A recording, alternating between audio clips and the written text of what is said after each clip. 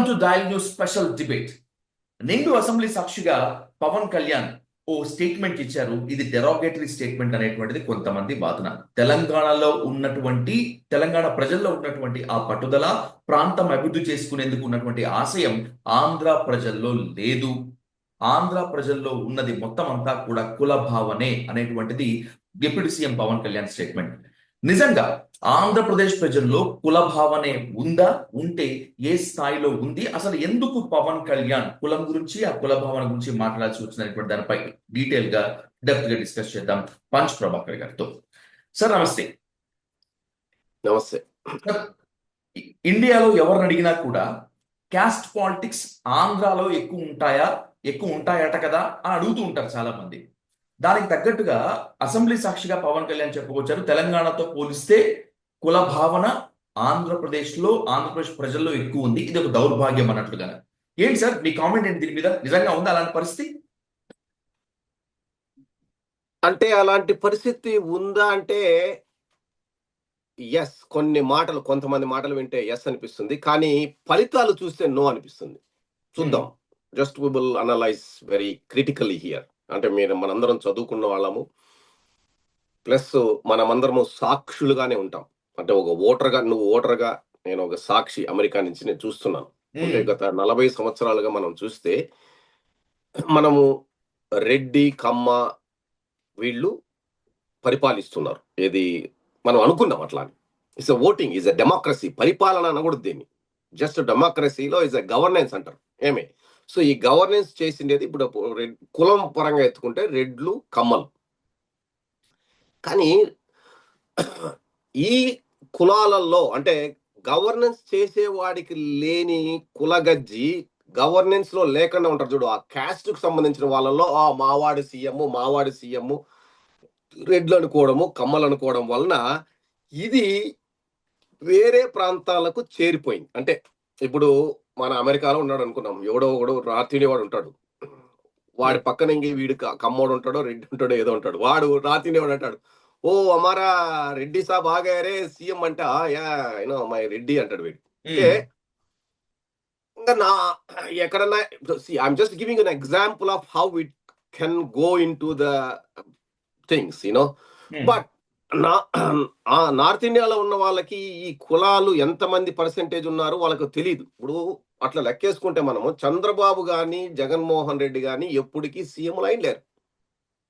అట్లా కుల ప్రాతిపదిక మీద కుల భావన అనేది ఉంటే ఇక ఆంధ్రప్రదేశ్ లో అంటే నాయకులుగా ఎదిగారు ఒక కులానికి చెందిన వాళ్ళు అంతే. అట్లా అని చెప్పి ఒక కులం ద్వారానే నాయకుడు అయినాడని నేను అనుకోను. నీకు అర్థమైందా? కులం మాత్రమే నో. నాయకుడికి ఒక కులం ఉంది కాబట్టి దాని తర్వాత నాయకుడు అయిన తర్వాత ఆ కులం ప్రాచుర్యంలోకి వచ్చింది. That's exactly what happens. ఇప్పుడు నువ్వు దీనికి థియరీ కరెక్ట్. ఇది ఇట్లా కాకుండా ఉంటే ఎందుకు చంద్రబాబు నాయుడు 3%, 3.5% ఉన్న కమ్మాస్ ఎందుకు పరిపాలిస్తాడు? మా రొటీన్ గా ఎందుకు ఇప్పుడు 3.5% రామారావు గారు కానీ ఏమే సో కమ్మకు వలస్తుడే కదా. అంటే I'm just giving an idea. అదే విధంగా Jaganmohan Reddy, okay let's take Jaganmohan Reddy is Reddy, added advantage being a Christian, probably not more than 10%. Not more than 10%. Jagan Mohan Reddy has more chances to become a CM than Chandrababu Naidu. Chandrababu Naidu has only 3.5. But Chandrababu Naidu 4.0 లోకి వచ్చాడు కదా. పక్కనే ఉన్న పవన్ కళ్యాణ్కి అది అర్థం కావడం లేదు. అరే ఇంత చిన్న లాజిక్ నేను ఎలా మిస్ అయ్యాను అనుకోడా. వాడు ఎవరన్నా చదువుకొని ఏదన్నా ఆలోచిస్తే తెలుస్తుంది. నాకు తెలిసినంత వరకు ఈ రెండు జరుగుతున్నప్పుడు వీళ్ళ అన్నగారైన చిరంజీవి కూడా కుల ప్రాతిపదిక మీదనే వచ్చాడు. నా కులం వాళ్ళు ఇంతమంది ఉన్నారనే లెక్కలేసుకునే వచ్చాడు. కానీ అది జరగలేదు. ఎందుకంటే నాయకత్వ లక్షణాలు అక్కడే బయటపడ్డాయి. ఈడు నాయకుడు మనం ప్రజలకు చేస్తాడా, లేకంటే సీరియస్ గా ఉంటాడా, పనికొస్తాడా పనికిరాడా అని తేల్చి పారేసి చిరంజీవిని ఇంటికి పంపించేశారు.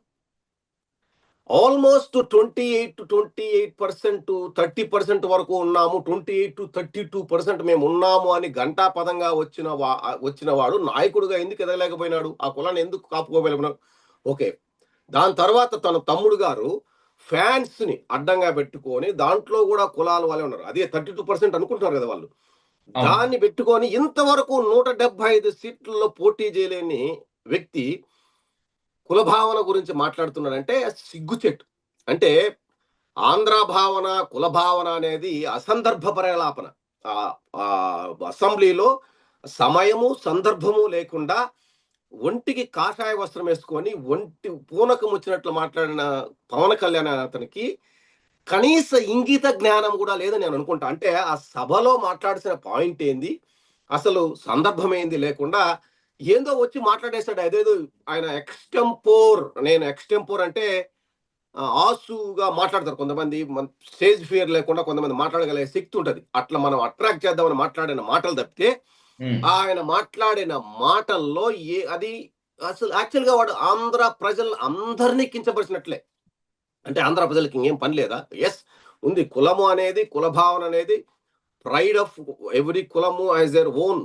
ప్రతి ఒక్కడికి ప్రైడ్ ఉంటది. వాడు వృత్తి, కులము, వాడు చేసే పని, yes they have their own pride. Okay, ఇట్లా అని చెప్పి కులాలను రెచ్చగొట్టి చేసే విధంగా వ్యాఖ్యలు చేసిన ఏకైక రాజకీయ నాయకుడు ఎవరు ఉన్నారు అంటే పవన్ కళ్యాణ్. కులాలను రెచ్చగొట్టి నా కులమూలో నాకు ఓట్లేయండి అని దౌర్భాగ్య స్థితిలోకి వెళ్ళి అడుక్కున్న వ్యక్తి ఎవరన్నా ఉన్నాడు టీవీలు ముందర కూర్చొని మాట్లాడినాడంటే దట్ ఈస్ హిజ్. అతను ఇంకొక మాట అన్నాడు, తెలంగాణలో ప్రాంతీయ భావన ఉంది అని. మరి మరి ఈ మధ్య నువ్వు చూసే ఉంటావు, ఆ తీన్మార్ మల్లన్న వాళ్ళ వ్యాఖ్యలు చూసావు కదా. ఐ థింక్ వీడి దగ్గర నుంచి క్యూ తీసుకున్నారే వారే, ఆంధ్రలో మన పవన్ కళ్యాణ్ ఏమన్నా చెవులో చెప్పాడే వారే మీరు కూడా పెట్టుకోండి అని. But I don't know where it is going. నువ్వు బాగా చూస్తే ఇప్పుడు తెలంగాణలో ఇది మనోడు అశుభం పలికినట్లున్నాడు. అదే జింక్స్ చేశాడు. అదే బాగానే ఉన్న రాష్ట్రంలో మనోడు మాటలు వినే ఉన్న అక్కడ కూడా ముందు నుంచి మాట్లాడుతున్నా తను. This is not first time Pawan Kalyan has been talking కులాలను రెచ్చగొట్టడము, లేకంటే ఏ ఊరికి పోతే ఆ కులంలో నేను పుట్టానని చెప్పుకోవడము, లేకంటే ఇక్కడ పుట్టలేకపోయానని బాధపడ్డము. అంతా action oriented and also facts తెలియకపోవడము, చిన్న లాజిక్ లేకపోవడము అనేటివి అన్ని తెలుస్తాయి. అసలు ఇండైరెక్ట్ గా అతను ప్రజల్ని కించపరిచినట్లే. అంటే కులాలతోనే మనం బతికేస్తున్నామా అనే టైపులో ఉన్నాడు. రాజకీయాలన్నీ కులాల విధంగానే. ఇంకొక చిన్న లాజిక్ నేను చెప్తాను.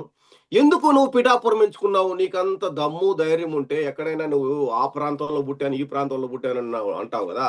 అదే విధంగా నీ కుల గణన చేసుకొని నువ్వు కులాలు ఎక్కడున్నాయి, ఎక్కువ ఉన్నాయి, నువ్వు పుట్టిన ప్రాంతం కాకుండా, నువ్వు పెరిగిన ప్రాంతం కాకుండా ఒక కులం ఉన్న చోట మాత్రమే నిలబడ్డావు. పిఠాపురం అనే దాంట్లో నిలబడ్డావు. దాంట్లో ఆల్మోస్ట్ 86,000 to 92,000 ఓటర్స్ ఉన్నారనేది అందరికీ తెలిసిన విషయమే. ఓకే, నువ్వు నీ లెక్క ప్రకారం ఆంధ్రాలో కుల భావన ఉందని నువ్వు అదే పనిగా రెచ్చగొట్టినావు. నాకు ఈసారి నా కులానికి ఓటేయండి అని డైరెక్ట్ గా చెప్పావు. నీకు వచ్చిన ఓట్లేంది? నీకు మెజారిటీనే 90,000 ఓట్లతో గెలిచావు. అసలు నీకు రావాల్సిన ఓట్లు ఆంధ్రప్రదేశ్ లో కుల భావన ఉంటే నీకు ఎన్ని ఓట్లు రావాలి? 100% కుల భావన అంటే 92,000 రావాలి నీకు. 92,000 అంటే కొన్ని ఓట్లు పడకపోగా ఒక 80-90,000 రావాలి అంతే. కానీ నీకు ఎదుటి పక్షంలో నిలబడిన ఆ వ్యక్తి కూడా నీకు కాపు కులానికి సంబంధించింది. కొంతమంది కాపులు విడిపోయినా కానీ సరే, నీకు ఎక్కువ మెజారిటీ వేసినా కానీ ఆమెకు 20,000 రావాలి, నీకు 1,000 వస్తే 40,000 రావాలి, 68,000 రావాలి, ఎంతో రావాలి. కానీ నీకు మెజారిటీనే ఎందుకు వచ్చింది అంటే, నీకు మెజారిటీనే 70,000 వచ్చిందా, 90,000 వచ్చిందా? అబ్బాయికి ఏదో వచ్చింది కదా. ఎక్కడి నుంచి వచ్చాయి ఇవన్నీ? ఓట్లా లేకంటే ఏంటి? గందరగోళం ఏమన్నా ఈవీఎంలో మీరేమన్నా గుద్దినారా? ఊరికే బటన్లో అదే నొక్కేస్తే పడిపోయినాయా? అదే బటన్ ఉంటుంది కదా, బటన్ నొక్కేస్తే 95,000 పడిపోయినాయా? ఎక్స్ట్రా ఎక్కడి నుంచి వచ్చాయి ఓట్లు? మరి కులం ఉంది అంతే కదా, 92,000 కదా. నీకు 92,000 మెజారిటీ ఎట్లా వస్తుంది కుల భావన ఉంటే అనే కామన్ సెన్స్ లేకుండా మాట్లాడిన వ్యక్తి ఎవడన్నా ఉన్నాడంటే పవన్ కళ్యాణ్. చిన్న లాజిక్ ఎలా మిస్ అయ్యారు? ఇది మీ వాళ్ళ సినిమాలో డైలాగులే. మన త్రివిక్రమ్ అట్లాంటి వాళ్ళు రాస్తేనే మనం మాట్లాడుతున్నాం ఏమి. సో అసలు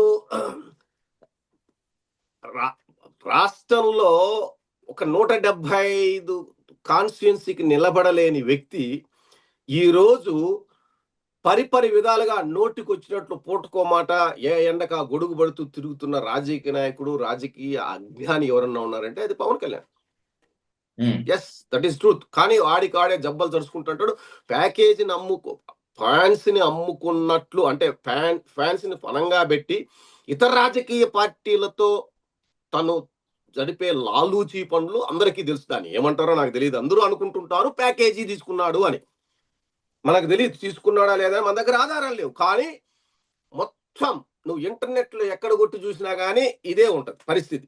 అది లాలూచి పడ్డాడా, లేకంటే తనకు వెన్నులో ధైర్యం లేదా, వేరే పార్టీలతో కలిసే పోతాడా, ఒంటరిగా పోరాటం చేస్తాడా అనేది పక్కన పెడితే, ఏదో కొంత లాభం అతనికి లాభం చేకూరే విధంగా ఉంటది కదా. తను నేనేమి ఆశించనన్నాడు. మళ్ళీ ఎమ్మెల్యే కాకుండానే ఒకానొక కాలంలో అతను ఏమన్నాడంటే, ఎమ్మెల్యే అవసరం లేదు, దేని అవసరం లేదు, నేను ఏమైనా చేసేస్తాను, ఏమైనా చేసుకోవచ్చు, దానికి రాజకీయాలు అవసరం లేదన్నాడు. తర్వాత రాజకీయాల్లో ఎమ్మెల్యే కాకపోయినా నేను రక్షిస్తానన్నాడు.